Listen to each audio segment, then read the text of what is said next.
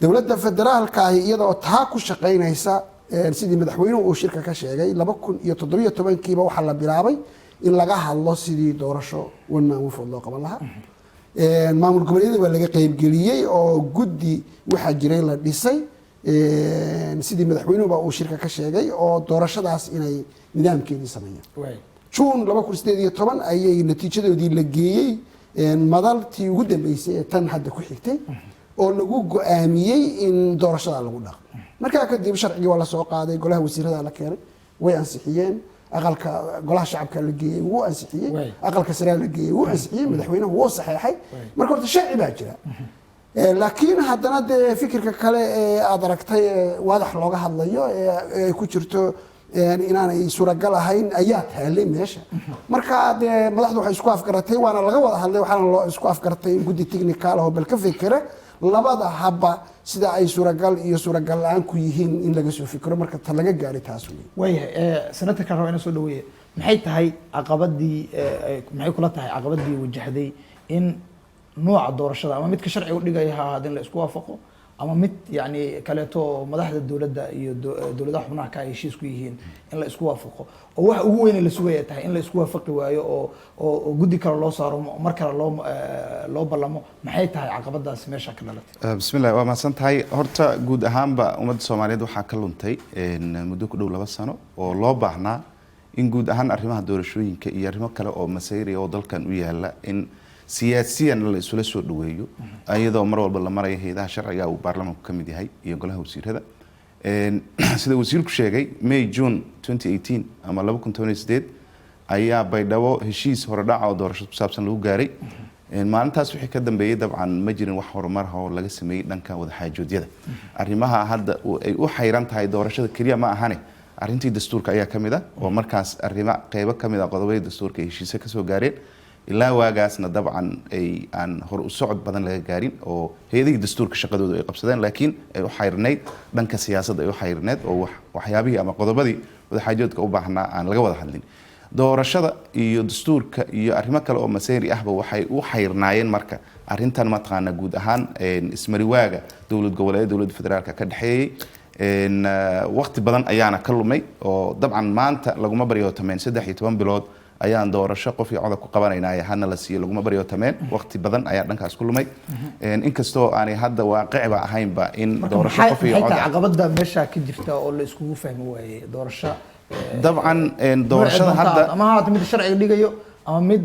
la isku fahmo dowladda madaxda dowladda dhexe iyo madaxda dowladda goboleedka isku fahma aad ma santahay doorashada midda hadda ma taqaana arrinta hadda miiska saaran way laakiin dabcan 2 sano waxa la isku soo fahmi weysanaa guud ahaan arrimo siyaasadeed oo kale ahay arrinta hadda miiskan soo kortay oo doorashada ah hadda maxaa dhici kara in baa la isku haystaa ma extension baan la sameeynaya hay'adihii dowladda loo sameeynaya baarlamaanka gaar ahaan golaha shacabka waxay u arkaan in sharciga la dabaqo oo ma aragtay la siiyo fursad kale hay'adahan ay sii jiraan inta ku filan oo kalena laga doodo baarlamaanka uu ka doodo la isla ogolaado doorasho qof iyo codan loo sii socdo inay taas tahay baan u maleynayaa inay tahay midda uu madaxweynaha u leeyahay oo ah in si ay dadku u codeeyaan qof iyo cod ma taqaana la siiyo fursad ma taqaana lagu gaaro baark ileen hadda waa u jeednaayo lama dhihi karo qof iyo cod ayaa hadda suurtagal lama dhihi karo waxa loola jeedaa waxay tahay extension in la sameeyo taa in marka la isku khilaafsanaa ayaa meesha ku jirta dowlad goboleedyadana ay ku doodayeen ma taqaana doorasho dadban oo aan ognahay ayada nafteeda cawaaqibta ay leedahay dhibaatooyinka ay leedahay taasa marka waxa hadda iska hor yimid oo ma taqaana ay tahay mar mid aan rabo inaan u mahad celiyo waxay tahay madaxweynaha ayadoo 2 sano ay soo dhuntay oo dareemayo hogaankiisa dhankiisa inaan ku tuhmayno waqtigaas lumay haddana waan uga mahad celinaynaa in ay 2 jeer ayagoo diiday muqdisho ku casuumay dowlad goboleedyada uu asaga u tagay oo hadda ma taqaana uu dabcan shaqadiisii qaybtiisii uu si fiican u gartay hogaankiisii uu ku wada hawsha waxaan rajaynaynaa inuu waqti kale naga sii lumin oo doorasho tan ugu macquulsan ee maanta wadankeena ka suurtagal ah la qabto insha Allah marka horeysa waxaan maragtay senatorka ku Xuseen aan ku khilaafsanahay in wax naga dhumeen marka laga reebo 4 bilood ee coronavirus ku jiray oo adduunka oo dhan saameeyay Soomaaliduna ka qayb ahayd wax dhumay ma jiraan aad iyo aad ayaa dowladda Soomaaliya uga shaqeysay in ay dhacdo doorasho waqtigeedana dhacdo one man one vote ama doorasho dadweynena ay dhacdo aad baa looga shaqeeyay sida aan sheegay waxa la wixii shuruuc ahaa marka laga reebo kii shalayto ama doraad ay ansixiyeen baarlamaanku ee xisbiyada wax alla wixii kale shuruuc loo baahnaa waa la gudbiyey guddigii ku shaqada lahaa baana loo gudbiyey dee dabcan coronavirusna wuu yimi guddigu wax bilihii uu coronavirusku naga qaaday aan ka badnayn ayuu yidhi marka mandate-ka dowladda laga jiro ayuu yidhi doorashaan ku qaban karaya markaas dowladdu dhinaceeda way daashay inaan kaa la raacin maxaa kalifaya waxaa kalifaya runtii sida la sheegay waa soo burburnay dal oo waxoogaa khilaafiyo iyo nidaam dawli ah oo had iyo jeer ishaysi ah ayaan kusoo barbaarnay maamul goboleedyada oo kale sida nidaamka federalismku u dhisan yahay waxaa u jooga wakiilla u jooga golayaasha baarlamaanka oo dhan maamul goboleedyadu ka yimid mid 70 baa ka yimid mid 60 baa ka yimid 40 baa ka yimid taladooda waa inay halkaa u daayaan way ku mashquulaan waxyaalihii dalka inay u qabtaan inay deegaanka wax ka qabtaan iskuullada wax ka qabtaan waxbarashada wax ka qabtaan caafimaadka wax ka qabtaan laakiin xamar waxa u jira ama dowladda dhexe waxa uga tirsan wakiilo ayaa uga tirsan wakiiladii waxay go'aamiyeen sharci bay ansixiyeen waxayna dalku doorashaha aadeen dee wakiiladii kuma kalsoonin bay leeyihiin haddana waxaa jirta wax la dhaho heshiis siyaasadeed waa markii aan sharci jirin waa markii dalku aanu sharci lahayn oo waxba aanu lahayn heshiis siyaasadeed u baahan marka dhaqan la bartay weeye dhaqan la bartay sharciga waxaan rabaa sharciga madaxweynaha marka laga hadlayo waa sharci ilaaliye ra'iisul wasaarihii xukuumadii hogaamiyaha baarlamaankiina waa joogaa haddiiba sharciga dowladdu ay ku taagan tahay oo sharci laga hadlayo sharcigana yaallo maxaa diiday in sharciga la dabaqo madaxda maamul goboleedana lagu qadariyo waxaa diiday maamahdii Soomaaliyeed ahayd 114 kan qaana ka akhrisan maaya ayaa ka xoog badan dee maxaa samaynaysaa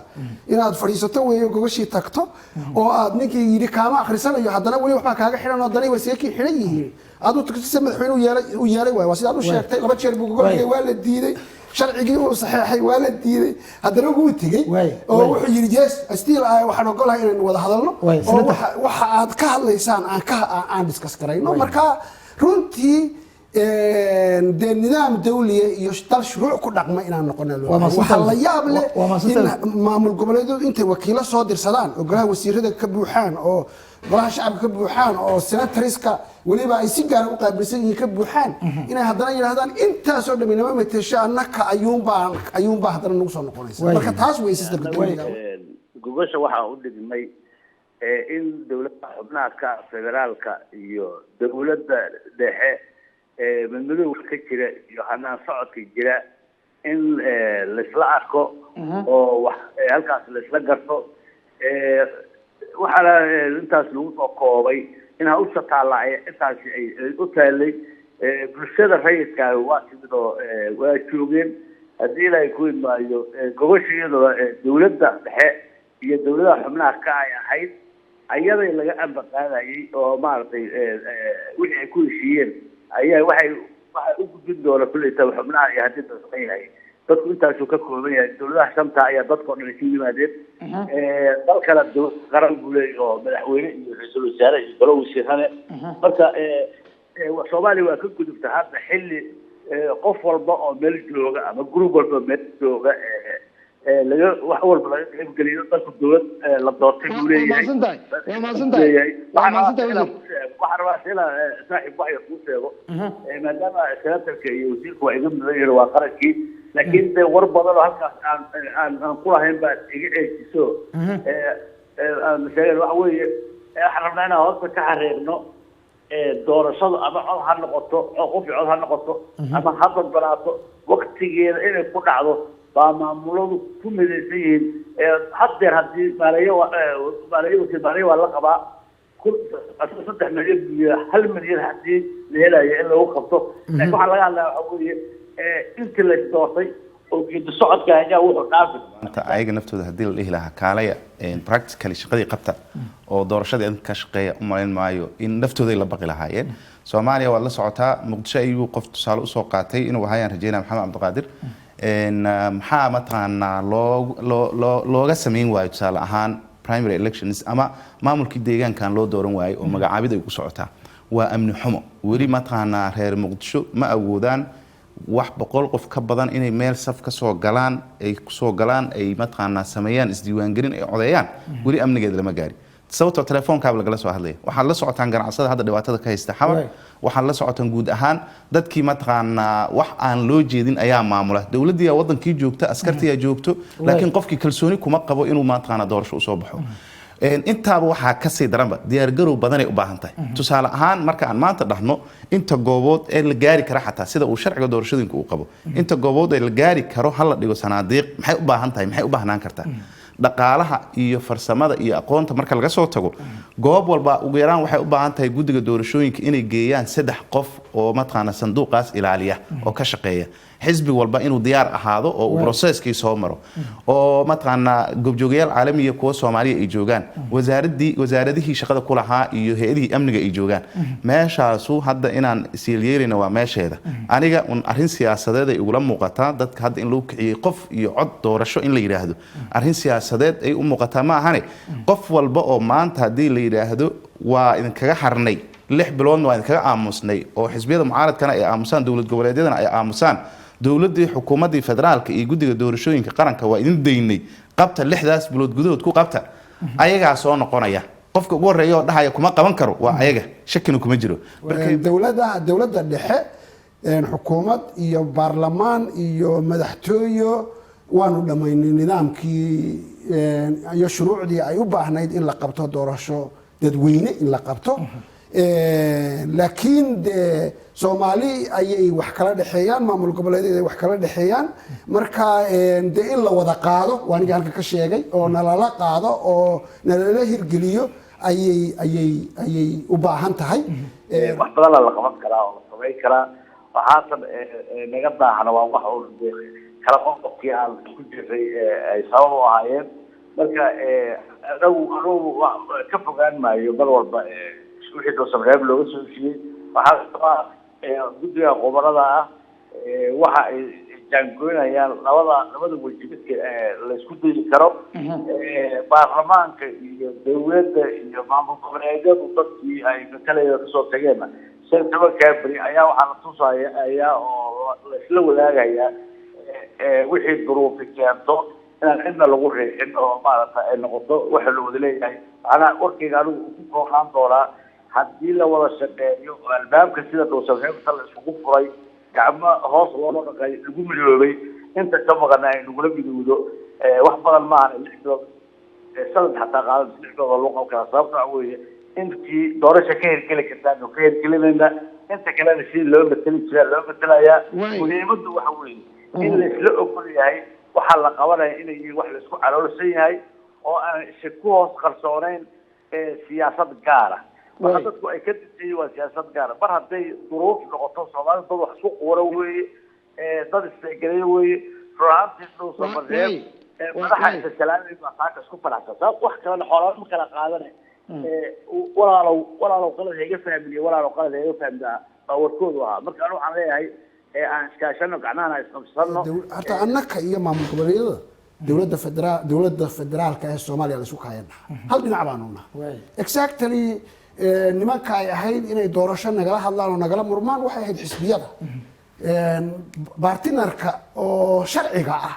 oo doorasho waqtigeeda yaan la dheerayn nagala hadli karayaan xilligeedii ha dhacdo qof dheerayn ka hadlay horta dawladda Soomaaliya dheerayn marna qof ka hadlay ma jiro waxa la isku hayaa waxa weeye doorasho ama hadda uu miiska saarnaa hayntii waa laga soo gudbay waxaad moodaa in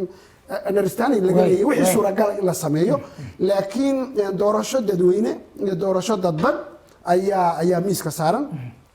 marka dadka sharciga ay ahayd inay fadhiyaan waxay ahayd xisbiyada laakiin dawladdu dhinac bay isku tahay annaka iyo maamul goboleedyadu waxaan isku kaaydaa waa dawlad baan isku nahay hal dhinac baan nahay markii aynu ka baxno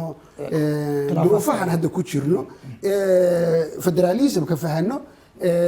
dawladdu noqoto dawlad xoog leh oo iyadu ama xisbi isku xisbiga yani waxa loogu talagalay marmarka qaarkood xisbiga guuleysta inuu maamul goboleedyada madaxdooduna xisbigaas ama wuxuu dhaw ay ka soo jeedaan badankoodu oo markaa dawladdu ay isku dhinac tahay marka waxaan isleeyahay fadhiga soo socda way xaq bay u leeyihiin ka qayb galaan anigu martay waana qorshaana way ku jirtaa dawladda inay yimaadaan sharciga doorashada wuxuu sheegaa xataa haddii sharcigan la dabaq waayo baarlamaanka inuu door ku leeyahay oo wixii kale la sameeyay qodobka 53 farqada saddexaad ayaa sheegaysa marka in baarlamaanka xataa door la siiyo la tashiyada iyo mataqaanaa markay soo dhamaadaan wada xaajoodyada siyaasadeed ee mabaadi'da ayaga isa soo dhaweeyaan xisbiyada siyaasadda iyo dowlad goboleed dowladda federaalka iyo bulshada rayidka ah in marjac uu noqdo baarlamaanka ayadoo uu ku soo saarayo qaraar siyaasadeed oo looga gudbayo mataqaanaa baarlamaanka 11aad sida loo maamulayo doorashadiisa marka taas muhiim waaye inay dadka ka wada qayb galaan inay isu gooni yeelaanna ma ahan oo waxa hadda soo socda inay dadka oo dhan Soomaalida oo dhan qayb ka wada noqoto waa xasilooni siyaasadeed ayaa ku jirta